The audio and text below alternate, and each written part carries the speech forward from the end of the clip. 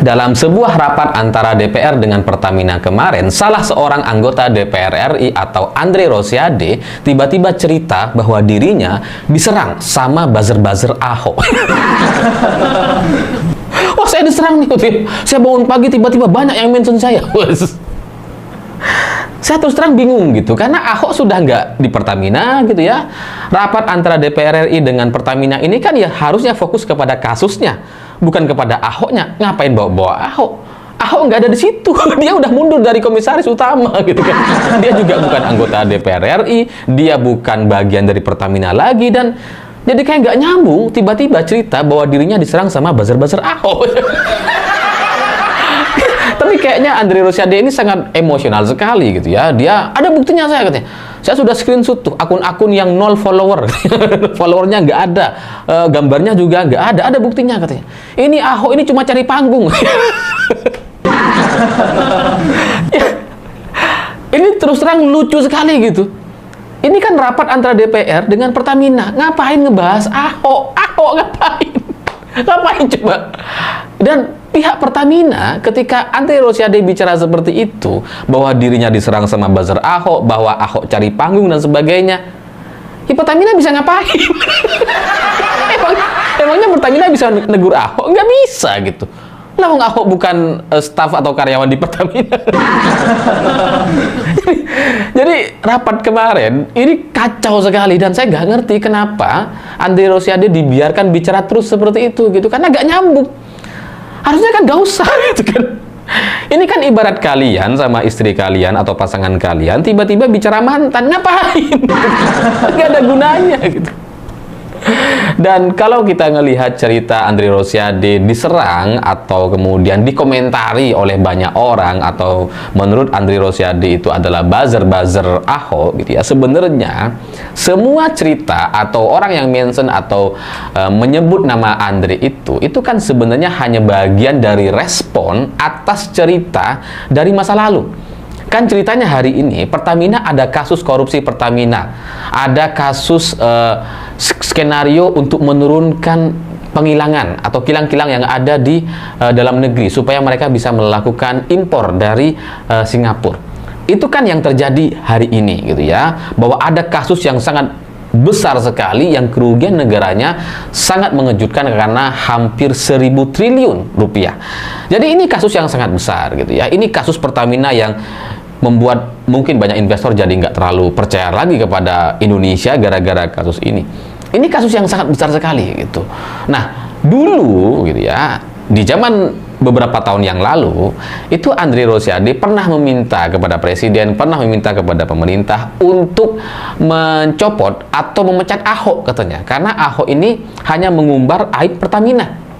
Itu beberapa tahun yang lalu. Nah, sekarang ternyata aib Pertamina itu terbongkar gitu lewat Kejaksaan Agung gitu kan. Itu awal mula ceritanya, itu silsilahnya gitu kan. Jadi sekarang orang-orang jadi bertanya-tanya gitu. Dulu ada orang yang ketika Ahok bicara bahwa di Pertamina ini ada banyak kasus korupsi dan sebagainya, ada orang yang gerah nggak terima, yang meminta Ahok dipecat. Sekarang terbukti Pertaminanya ternyata memang ada kasus korupsi yang sangat besar sekali. Makanya orang jadi bertanya kepada Andre Rosiade, dulu kenapa kamu minta Ahok dipecat? Jangan-jangan kamu pelindungnya, gitu ya, pelindung Pertamina. Jangan-jangan kamu juga ikut menikmati dan sebagainya. Itulah yang menjadi kerangka logika orang-orang menyerang Andre Rosiade atau mempertanyakan Andre Rosiade ini di mana gitu. Karena ketika muncul kasus korupsi Pertamina yang sedemikian besar seperti sekarang, itu kan sebenarnya beberapa tahun yang lalu Ahok sudah mengingatkan. Baru terbuka sekarang memang, tapi beberapa bulan yang lalu sudah diingatkan. Dan ketika dulu diingatkan, Andre nggak terima. Itulah alasan orang menyerang Andre hari ini gitu, atas cerita-cerita atau skenario di masa lalu. Jadi kalau dia hari ini diserang, bukan karena diserang sama buzzer, enggak, karena ucapan dia sendiri yang dulu meminta agar Ahok dipecat atau tidak lagi berada di Pertamina gitu. Jadi orang beranggapan Andre Rosiade ini jangan-jangan pengen nutupi masalah yang ada di Pertamina gitu, karena nggak setuju Ahok membuka aibnya, padahal memang ada, terbukti ada gitu.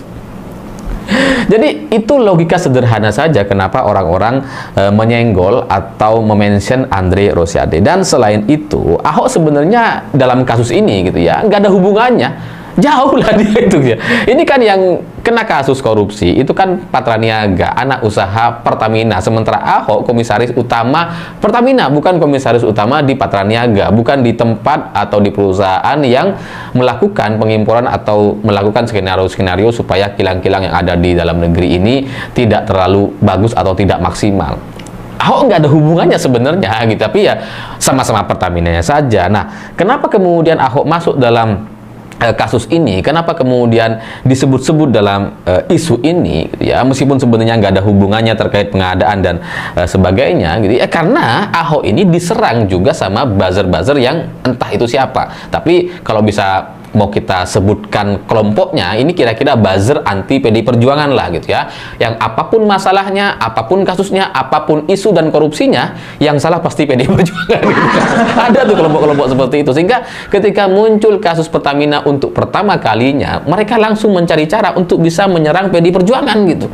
Disebutlah nama Ahok, bahkan ada yang bikin YouTube katanya Hasto juga terlibat. Ada tuh yang kayak gitu.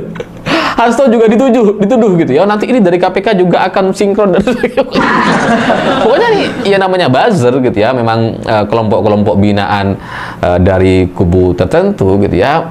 Ya setidak logis apapun mereka itu akan sampaikan gitu ya. Ya namanya instruksi atau perintah jalan aja gitu kan. Itulah kenapa kemudian Ahok masuk ke dalam kasus ini, padahal nggak ada hubungannya. Kalau Ahok tidak diserang atau Ahok tidak disenggol-senggol oleh para buzzer-buzzer anti PDI Perjuangan ini, nggak akan dia muncul dan kemudian ikut wawancara di beberapa media. Nggak. Oke, halo teman-teman, kembali lagi bersama saya di channel ini. Salam NKRI harga mati. Teman-teman, dalam video ini kita telah mendengarkan sebuah cuplikan video yang disampaikan oleh Bung Alifur Rahman. Tentunya hal-hal seperti ini menjadi sebuah pemahaman bagi kita dalam menilai perjalanan politik yang terjadi di Indonesia saat ini. Ya, sehingga ketika kita melihat suatu isu yang viral di media sosial, bagaimana kita melihat PT Pertamina ya, ketika ada banyak orang-orang yang tersangka korupsi ya di sana, ataupun oplosan pertama yang semestinya PT Pertamina ini mereka memberikan bahan bakar yang terbaik, ternyata mereka membohongi seluruh masyarakat Indonesia. Artinya kita kecewalah akan hal ini. Nah, pelan-pelan ketika kita mendengarkan hal ini, seorang mantan dirut Pertamina yaitu Ahok ya, Ahok mengangkat bicara. Ia menyampaikan dalam pembicaraannya ataupun di awak media dan di kanal-kanal YouTube yang lainnya, dia menyampaikan bahwa sebelumnya dia pernah mendengarkan hal ini dan bahkan dia tahu lebih banyak hal. Kenapa sih ya banyak orang yang mengomentari Ahok, seperti Hotman Paris, seorang pengacara kondang ya, masih banyak hal lain, karena apa yang disampaikan oleh Ahok ini menuai kontroversi yang begitu besar. Ada yang mendukung, ada juga yang tidak ya, pro kontra yang begitu besar, sehingga mereka menyampaikan bahwa kenapa Ahok baru mengangkat bicara seperti itu, kenapa bukan dari dulu semenjak Ahok duduk di kursi menjadi dirut Pertamina tidak membongkar hal itu. Ahok pun menyampaikan bahwa memang ya di kala itu dia mau buka suara, tetapi tekanan yang begitu besar dari atasan, dari kiri dan kanan, sehingga membuat Ahok ciut nyalinya ya. Sehingga karena Ahok merasa sudah tidak nyaman di circle itu, di komunitas itu ya, dia memundurkan diri, sehingga hal itu pun baru diungkapkan sekarang. Nah, lucunya teman-teman ya, harusnya ketika kita melihat orang yang korupsi, maka kita pun sebagai masyarakat biasa mendukung orang-orang yang membongkar korupsi ya. Kita bersyukur, kita berterima kasih, patut diapresiasi Kejaksaan Agung yang memberikan informasi seperti itu dan mengungkapkan orang-orang yang korupsi ya. Salah satunya Ahok patut diapresiasi yang selalu mendukung orang-orang yang memberikan tindakan-tindakan yang membongkar para koruptor ataupun mafia-mafia koruptor di negara ini. Ya, ketika kita melihat satu anggota DPRD, kalau DPR ini artinya mereka akan mewakili suara rakyat, dan rakyat pun sekarang ini dalam posisi mereka geram ya melihat Pertamina ataupun pekerja-pekerjanya mereka korupsi ya. Mereka korupsi ataupun oplosan pertama. Tetapi apa yang dilakukan oleh seorang anggota DPR ini, teman-teman? Ya, anggota DPR ini malah berkoar-koar. Andre Rosiade. Dia berkoar-koar membantah Ahok. Tujuannya apa sih? Harusnya kamu bersyukur dong ketika ada orang-orang yang membongkar aib seseorang, membongkar rahasia yang dimana rahasia tersebut adalah merugikan banyak orang. Harusnya Andre Rosiade ini ya bersyukur kepada Ahok, malah mendukung harusnya. Nah, Andre Rosiade menyebut nama Ahok, tapi waktu diminta untuk panggil Ahok di DPR, Andre ini takut. Kenapa? Takut dibantai, takut disikat oleh Ahok. DPR takut belangnya dibuka Ahok. Mereka ketar-ketir ketakutan karena katanya Ahok punya bukti keburukan DPR. Yang bermasalah Pertamina. Kok yang ngegas Andre Rosiade ya? Dia otaknya belang gitu, disempat minta Ahok dipecat gara-gara buka borok Pertamina. Jadi yang bacot doang Ahok atau Andre ini. Lucu jadinya.